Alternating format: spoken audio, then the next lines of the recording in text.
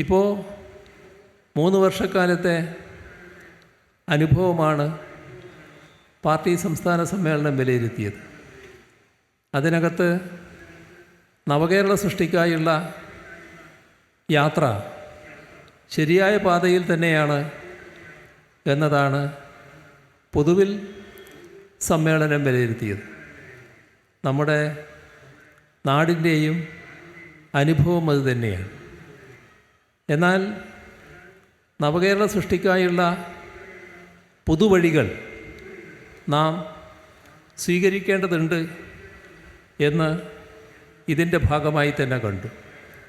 ആ പുതുവഴികൾ എങ്ങനെയാണ്?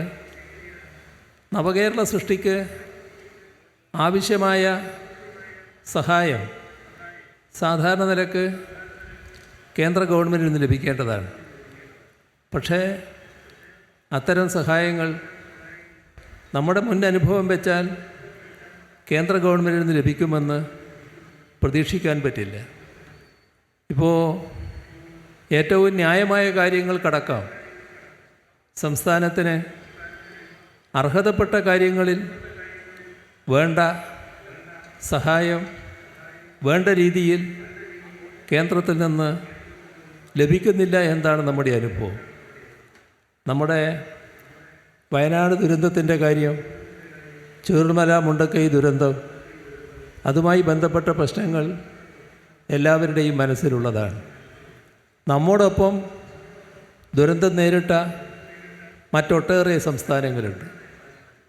എല്ലാ സംസ്ഥാനങ്ങൾക്കും മറ്റെല്ലാ സംസ്ഥാനങ്ങൾക്കും കേന്ദ്ര സഹായം ലഭിച്ചു. നമുക്ക് മാത്രം സഹായമില്ല. നാം നേരിട്ട ദുരന്തം ഒരു ദുരന്തമായി പരിഗണിക്കാൻ പറ്റാത്ത ഒന്നാണോ? അതല്ല എന്ന് കേന്ദ്ര ഗവൺമെൻറ് തന്നെ വ്യക്തമാക്കിയിട്ടുണ്ട്. പക്ഷേ സഹായം മാത്രമില്ല, ആവശ്യമായ റിപ്പോർട്ടിനാണ് കാത്തു നിൽക്കുന്നത് എന്ന് നേരത്തെ പറയുകയുണ്ടായി. എന്നാൽ ഒരു റിപ്പോർട്ടുമില്ലാതെ തന്നെ മറ്റു പല സംസ്ഥാനങ്ങൾക്കും സഹായം നൽകുന്നത് നാം കണ്ടു. ഇവിടെയാണ് വിവേചനം കാണാൻ പറ്റുക. ഒരു നാടിനോട് എത്രമാത്രം ക്രൂരമായ വിവേചനം കാണിക്കുന്നു എന്നതാണ് അതിലൂടെ വ്യക്തമായത്. അതിനു മാത്രം എന്ത് പാതകമാണ് നാം ചെയ്തത്? ഇവിടെ ഇന്ത്യ രാജ്യത്തിൻ്റെ ഭാഗമാണല്ലോ നമ്മുടെ സംസ്ഥാനം. ഇന്ത്യ രാജ്യത്തിന് അപമാനം വരുത്തി വെക്കുന്ന ഒരു സംസ്ഥാനം എന്ന നിലയിൽ ഇവരെ ഒരു സഹായവും നൽകി സഹായിക്കേണ്ടതില്ല എന്ന നിലപാട് ഇന്ത്യ ഗവൺമെൻറ് എടുത്തതാണോ? നമ്മുടെ നാട് ഇന്ത്യ എന്ന രാജ്യത്തിന് ഒട്ടേറെ അഭിമാനകരമായ നേട്ടങ്ങൾ നേടിക്കൊടുത്ത നാടാണ്. അത് ഇന്ത്യ ഗവൺമെൻറ്റിന് സമ്മതിക്കുന്നതാണ്. നമ്മുടെ രാജ്യത്തിലെ സംസ്ഥാനങ്ങളെടുത്താൽ ആ സംസ്ഥാനങ്ങളിൽ പല കാര്യങ്ങളിലും നമ്പർ 1 എന്ന നിലയാണ് കേരളത്തിനുള്ളത് എന്ന് അവരുടെ കേന്ദ്രത്തിൻ്റെ വിവിധ വിലയിരുത്തൽ സംവിധാനങ്ങൾ രേഖപ്പെടുത്തിയിട്ടുള്ളതാണ്. നീതി ആയോഗിൻ്റെ പലതരത്തിലുള്ള വിലയിരുത്തലുകൾ. എന്നിട്ടും ക്രൂരമായ അവഗണന. എന്തുകൊണ്ട്? അതാണ് നാം ചിന്തിക്കേണ്ടത്. ഒരു കേരള വിരുദ്ധ സമീപനം കേന്ദ്ര ഗവൺമെൻറ്റിൽ നിന്നുണ്ടാകുന്നു.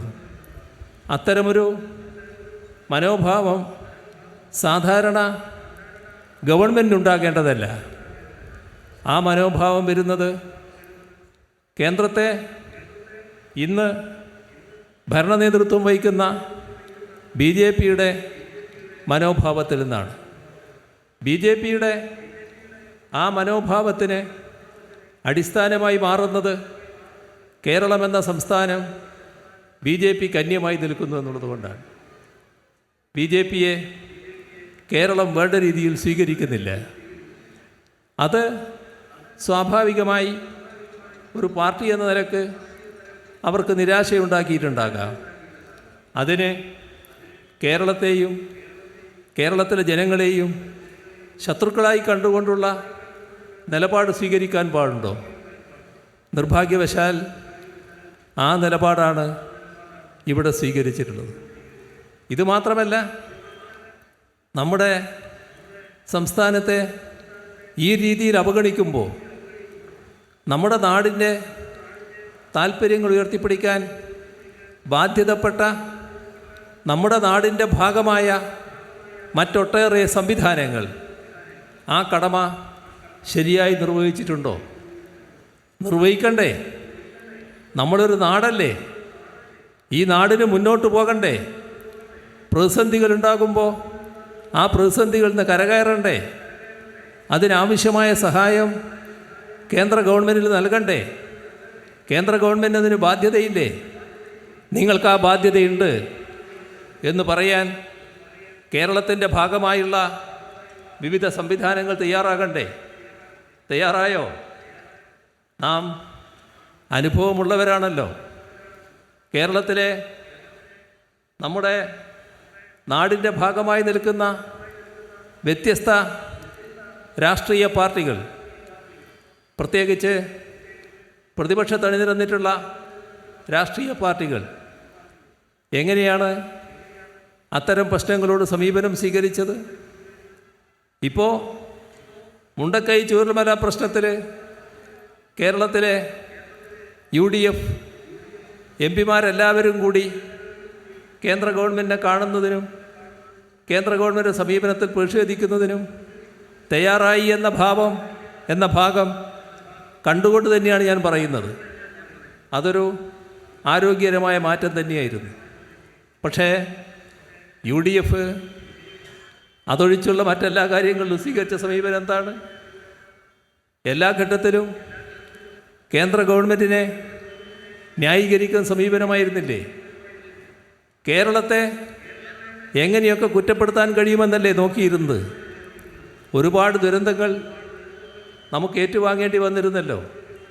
അതിനൊന്നിനും ആവശ്യമായ തോതിൽ സഹായം ലഭിച്ചില്ല എന്ന് മാത്രമല്ല, ഒരു സഹായവും ലഭിക്കാത്ത ഒരു സംസ്ഥാനമല്ലേ നമ്മുടേത്. ആ ഘട്ടത്തിലൊന്നും അതിനെതിരെ ശബ്ദിക്കാൻ തയ്യാറാകാത്ത കാഴ്ച നാം കണ്ടതാണല്ലോ.